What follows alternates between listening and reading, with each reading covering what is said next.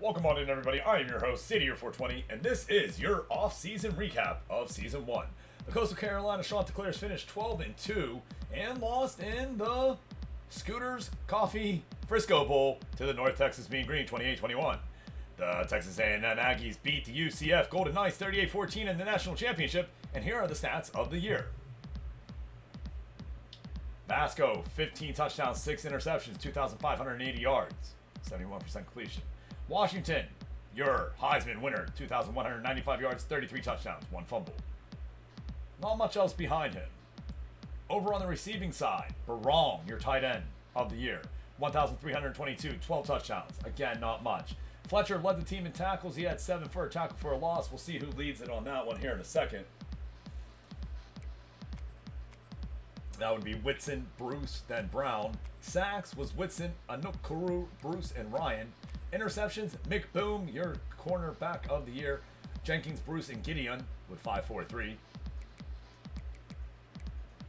And looking at the deflections, it was McDoom again. Forced fumbles will be Avion Jones with 3. And then your touchdowns, we had a handful that had 1. From the kicking side, Hensley was 12 of 18, 66%, 951 yards for West on the punting. Kuykendall, decent kick return, and we'll go ahead and move on here. Punt wasn't much at all.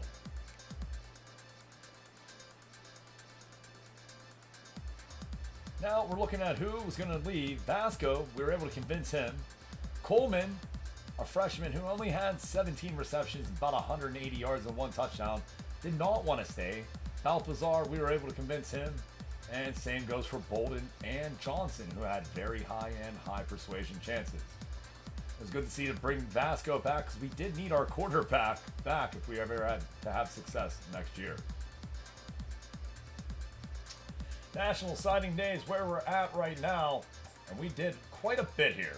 We went after some big names, and we did not get many of them. You can see all of the ones that we were able to sign. And then here are the ones that we were not able to sign. Robinson the 4th did not come in. We were in the race all the way till the end. Garcia, the same thing. Guerrera, we were not able to get him. Bissett, 8th. The 8th, we were able to get him though. That's cool. Witherspoon, nope. Again, all the way until the end of the race with these people. Ragland, Johnson, Coate, Crarrow, Woolen, Muldrow, Livingston, Pounders, and Jack. We just put an offer out on these guys, and they came on in. Let's see where we finish at here.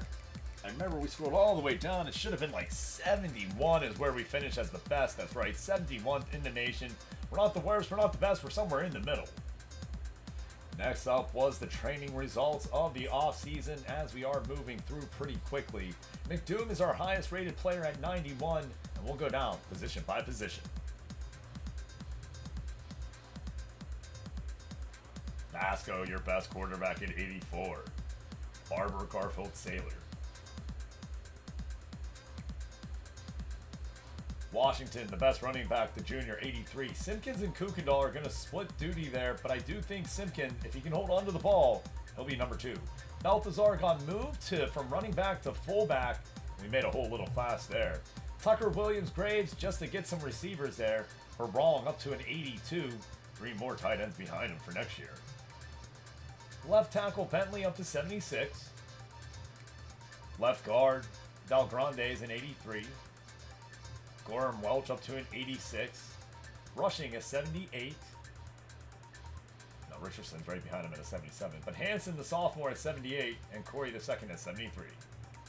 Beasley, the freshman, will start as a 74 overall. Beating out Bolden there. Now over on the right edge, it will be Cash and Diawara. Cicatano is your defensive tackle at Rogers. Gideon is your left outside linebacker this year. Spears will back off both sides. Brown and Kishbaugh get some decent games right there. Avery, as I said, I think there's a different one there that we brought in that just didn't get any training.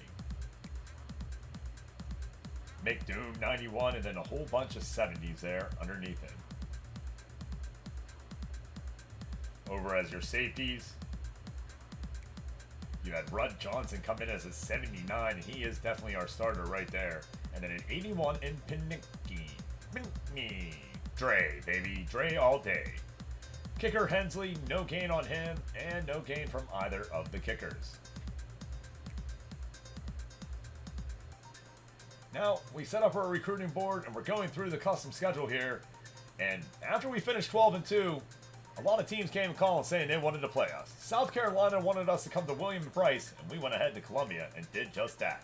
Then in Brooks Stadium, we'll have Eastern Carolina.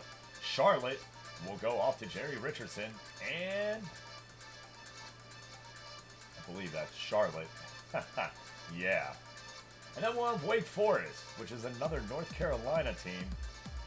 So we really did focus on the Carolinas in our off-season or out-of-conference play. Indeed, we have Eastern Carolina coming on in, then we head back out to Charlotte, North Carolina. And then Wake Forest comes on in to Conway, South Carolina. And then starts the Sun Belt play. We have South Alabama there after a bye week. UL Monroe, Old Dominion, Marshall, James Madison on the road, Georgia Southern on the road. And then we come back home for App State before getting a bye week and our last game against Georgia State. That is your 2025 schedule right there. And this has been your preseason roundup. Somewhere on the schedule is an episode that you might like. Please smash it. We'll see you next time, everyone.